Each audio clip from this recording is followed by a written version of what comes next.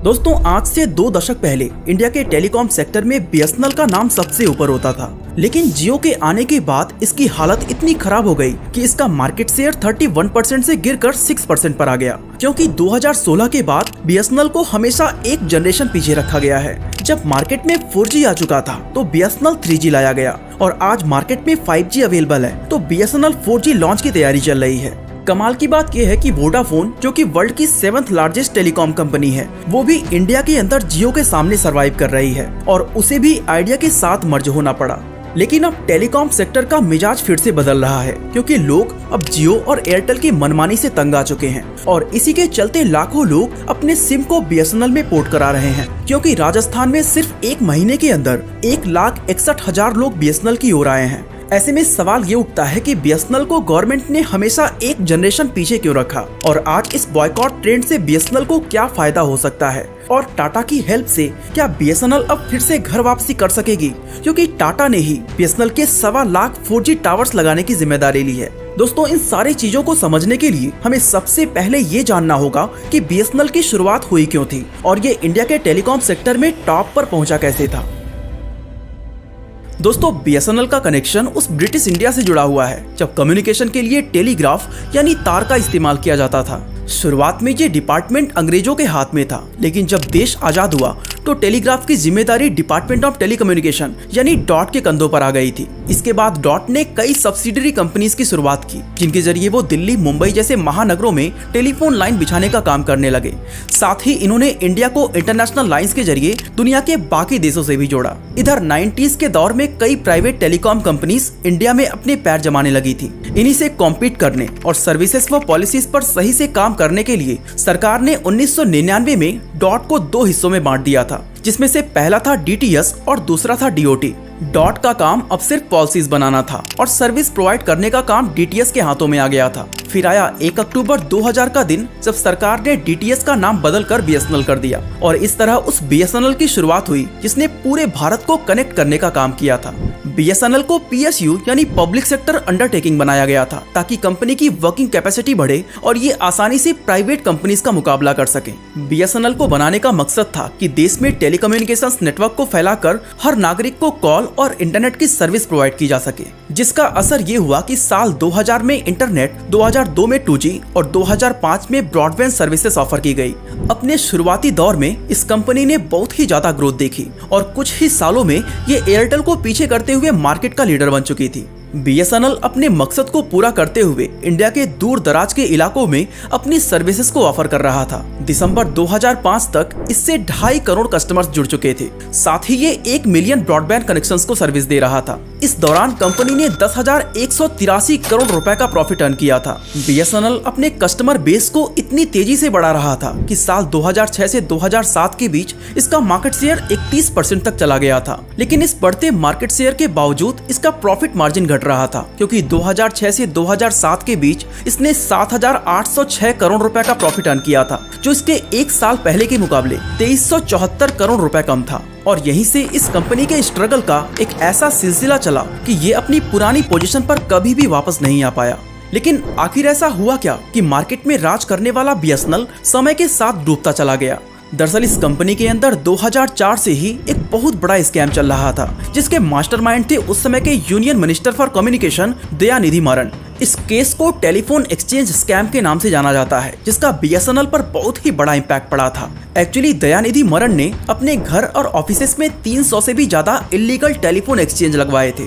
इसमें high capacity ISDN lines लगाई गई थी जो जनरली कॉमर्शियल यूज के लिए होती हैं। इन टेलीफोन लाइंस का इस्तेमाल दयानिधि मारन के पारिवारिक बिजनेस सन टीवी नेटवर्क में यूज किया जा रहा था। इस स्कैम से बीएसएनएल को 1.78 करोड़ रुपए का चूना लग गया था। अभी बीएसएनएल इस लॉस को रिकवर करने में लगा ही हुआ था कि तभी 2008 में 2G स्कैम हो जाता है, जो भारत का सबसे बड़े करप्शन स्कैंडल में से एक था। इस स्कैम में स्पेक्ट्रम लाइसेंस को मार्केट वैल्यू के मुकाबले बहुत ही कम प्राइस पर एलोकेट किया गया था, जिससे गवर्नमेंट को लगभग 1,76,000 करोड़ रुपए का नुकसान उठाना पड़ा था।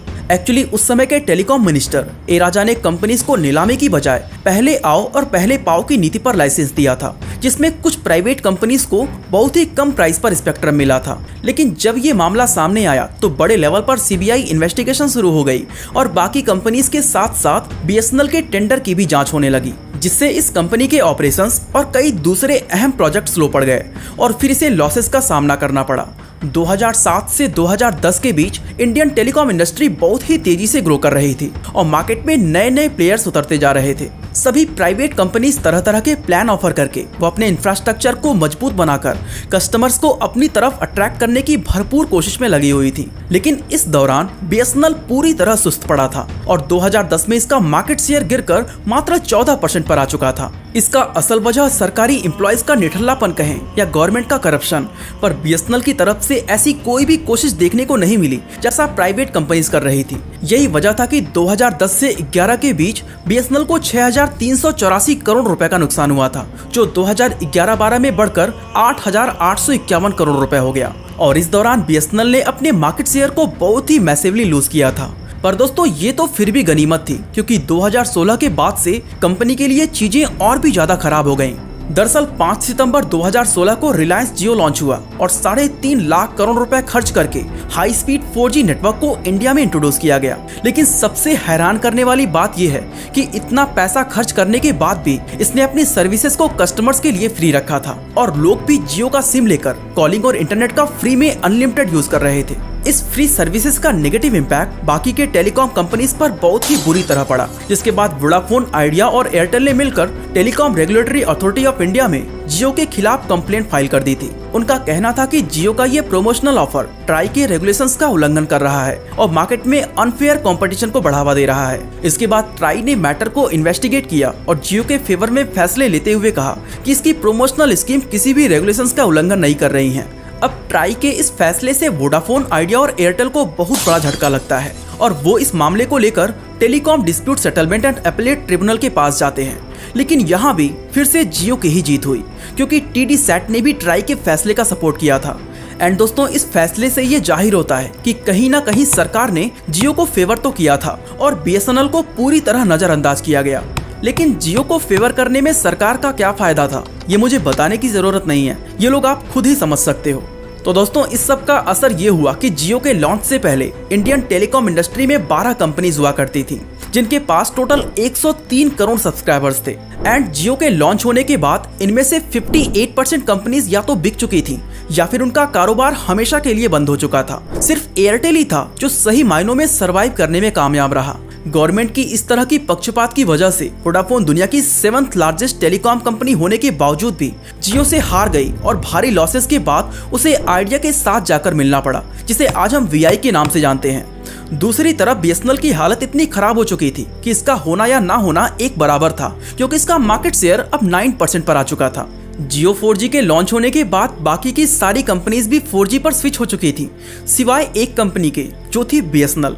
सोचो, एक समय बीएसएनएल देश का पहला स्टेट ऑपरेटर था जिसने साल 2010 में सबसे पहले 3G सर्विसेज को लॉन्च किया था। लेकिन आज जहां बाकी की कंपनीज 5G लाने के बाद 6G पर काम कर रही हैं, वहीं बीएसएनएल अभी तक 4G लाने में अटका हुआ है। और वजह तो आप समझ चुके होंगे, जब बीएसएनएल की सबसे ज्यादा जरूरत थी, यानी कि 2010 के आसपास, जब देश में स्मार्टफोन यूजर्स बहुत ही तेजी से बढ़ना शुरू हुए थे, तब सरकार ने बीएसएनएल पर बिल्कुल भी ध्यान नहीं दिया था। एंड इसका नतीजा ये हुआ कि कुछ ही सालों के अंदर बीएसएनएल की सर्विसेज सबसे ज्यादा खराब हो गईं। खासकर इसका कस्टमर सर्विस तो इतना ज्यादा बेकार था कि लोग शिकायत करने की जगह अपना नंबर बदलना ज्यादा बेहतर समझते थे।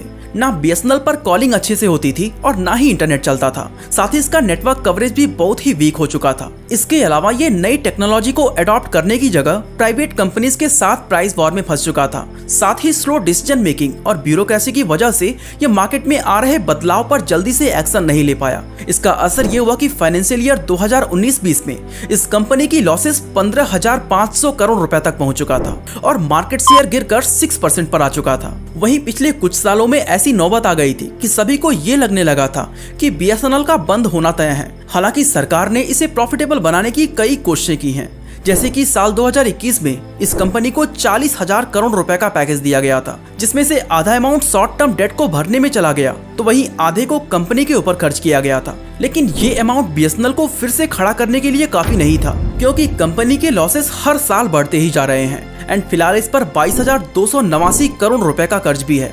हाल ये है कि बीएसएनएल अपने एम्प्लॉयज को सैलरी तक नहीं दे पा रहा। साल 2002 में इसे बचाने के लिए सरकार ने दोबारा 1.64 लाख करोड़ रुपए के पैकेज को मंजूरी दी थी, जिसे बीएसएनएल अपनी सर्विसेज में सुधार लाने, अकाउंट्स को मजबूत करने और फाइबर नेटवर्क का एक्सपेंशन करने में लगाने वाला है। अब देखो, बीएसएनएल कम बैक करने के लिए काफी स्ट्रगल तो कर रहा है, इसमें कोई भी शक नहीं है। और इसी स्ट्रगल के बीच अचानक से लोग भी इसकी तरफ शिफ्ट होना शुरू हो जाते हैं। और दोस्तों, ये सब मुमकिन हो पाया सिर्फ जियो और एयरटेल जैसे प्लेयर्स की मनमानी की वजह से।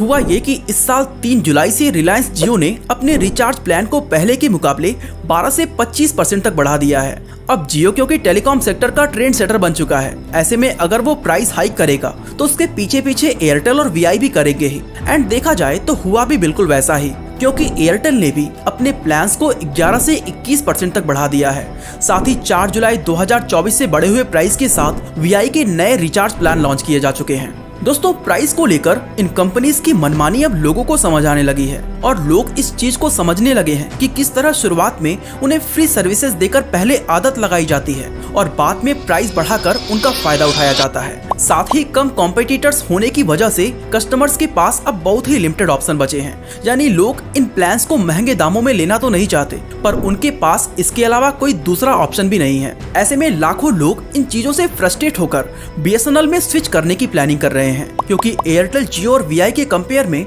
बीएसएनएल के रिचार्ज प्लान आधा से भी कम रेट में अवेलेबल है। इसी के चलते सोशल मीडिया पर बॉयकॉट जियो एंड बीएसएनएल की घर वापसी जैसे हैशटैग भी वायरल हो रहे हैं। लेकिन सवाल ये है कि इस ट्रेंड से बीएसएनएल का क्या होने वाला है।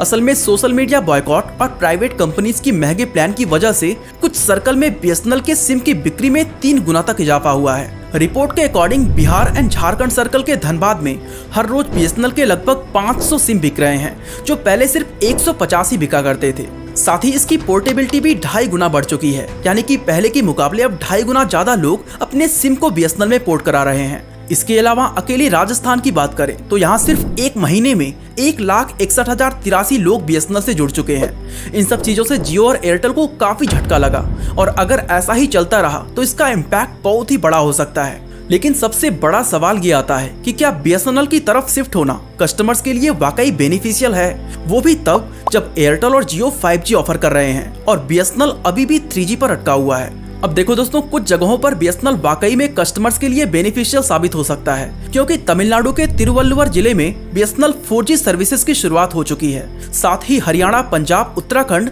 हिमाचल प्रदेश और पश्चिमी उत्तर प्रदेश समेत कई नॉर्दर्न स्टेट में 4G लॉन्च करते हुए बीएसएनएल ने शुरुआती फेज में 8 लाख से भी ज्यादा 4G यूजर्स का बेस बना लिया है। और बात करें पूरे देश की तो बीएसएनएल बहुत ही तेजी से ऑल ओवर इंडिया में 4G सर्विसेज को लॉन्च करने में जुटा हुआ है। जैसे कि अप्रैल 2024 में इसके पास सिर्फ 3500 4G टावर्स थे, लेकिन अब ये संख्या बढ़कर 10,000 तक हो चुकी है। उधर union IT and telecom minister Ashwini Vaishnaw का कहना है कि 4G नेटवर्क लॉन्च के 1 साल के अंदर बीएसएनएल अपने उसी टावर को 5G में अपग्रेड कर देगा। ऐसे में बहुत ही कम समय में ये 5G सर्विसेज भी लॉन्च कर सकता है। फिलहाल 4G नेटवर्क को लॉन्च करने के लिए बीएसएनएल कई इंडियन कंपनीज के साथ मिलकर काम कर रहा है, जिसमें से एक का नाम है टाटा।